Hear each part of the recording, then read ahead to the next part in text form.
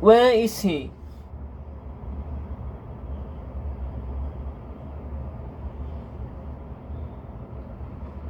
The screams were moving her faster now, through blue and white skates and up a steep grassy slope. Sophie looked at Agatha, who was unable to see or talk, her friend's body helpless to the screams. A swell of panic crashed over her. Sophie liked to pretend the two of them were a team, but in truth, it was always Agatha who took charge, Agatha who kept her safe. No matter how much of a witch Sophie could be, she was Agatha's princess, riding behind her on her white horse. Maybe that's why Agatha had been drawn to Nicola as a friend. Because she wasn't a spinning top like Sophie. Because with Sophie, Agatha always had to take the wings of the story when it's candid.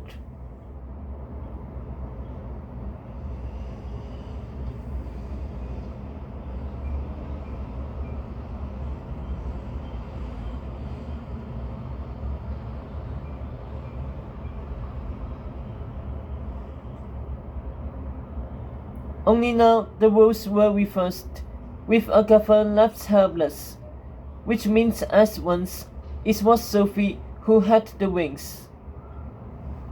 She tried to remember what had happened in the math room.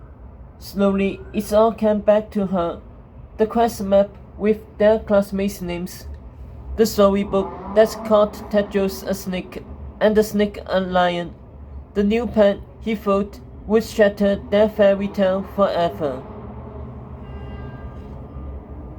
All of these were pieces of a bigger plan, the snake said. A plan Chadwick had figured it out. It's why he had to die. The snake wasn't Raffle.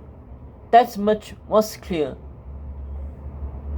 And yet, he seemed to know her, Agatha, and Tedros immediately, as if he had come from inside that storybook. Something had happened in that story, something that made him want revenge. So who was he then? Terror attacks, Arthur's blood, Tedros' crown, all of it was connected. How? Eric. He had been friends with Eric, he said. Close friends.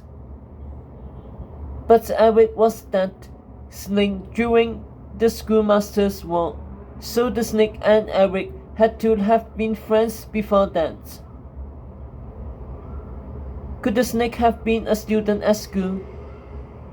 She pictured the snake's long, youthful body, his lean, perfect muscles, his gastro blue eyes. Or was he someone Eric met before school? Sophie's forehead throbbed. Think harder.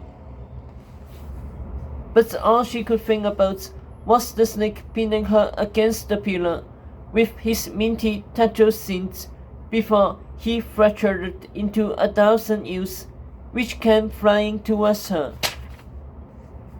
That's when Sophie had passed it out. Now these same ewes were plastered across hers and Agatha's backs, wheeling them around like corpses. Sophie felt things once more, but she forced herself to stay conscious.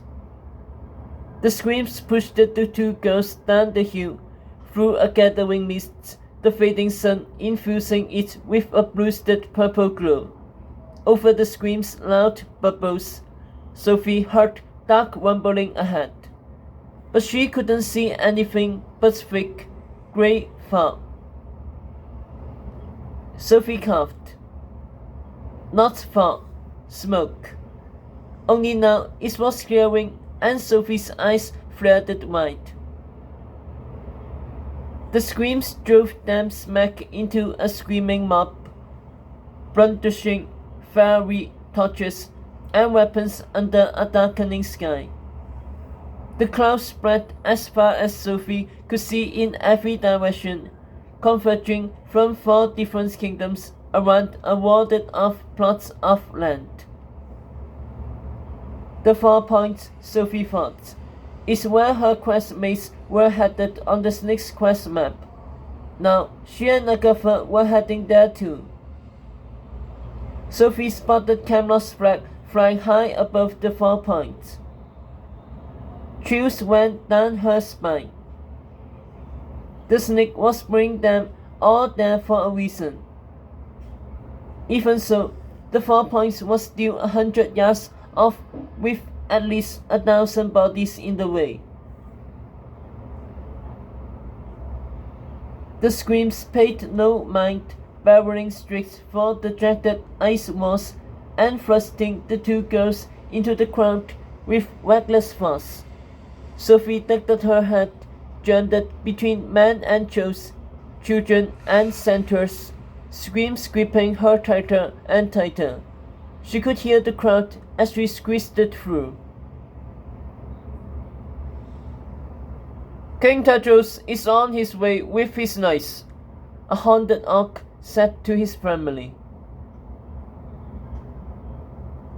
But I thought Camelot had no knights anymore, said his lumpy orc daughter. Then he'll fight single-handedly, his humpbacked mother assured. He's King Arthur's son. A useless king, that's what he is, gloated her surly son. Don't even have Excalibur. Watch your mouth, boy. Heard folks say they saw him riding down Glass Mountain. A pastel-dressed man cut in. He'll be here soon. And he'll make whoever's responsible for this pay, gloated a trio. Sophie's head jerked up. If they were all waiting for Tetros to save them, that means they're on our side. This whole crowd was on their side, good and evil. Everyone knew Agatha was Tetros' princess and Sophie his friend.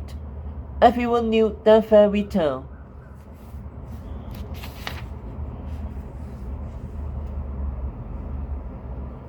She whistled her head left and right, frantically making eye contact with the orcs and everyone else near her. But as the scream rammed her and Agatha through the crowd, no one seemed to notice. Confused, Sophie started bucking against her binds, knocking hard into people and creatures who whirled around, peering angrily, but then went back to surging towards the walls.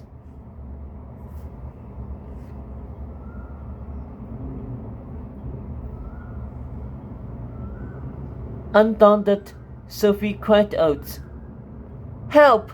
Someone help us!" A few people glanced in her direction, perplexed. Sophie tried harder. "We need help! It's us, Sophie and Aga." A scream gathered her. "Can't anyone see us?" Sophie thought, frowning wildly. "They're acting like we're..." She's different. The screams on her and Agatha's backs. They were made of snake scales.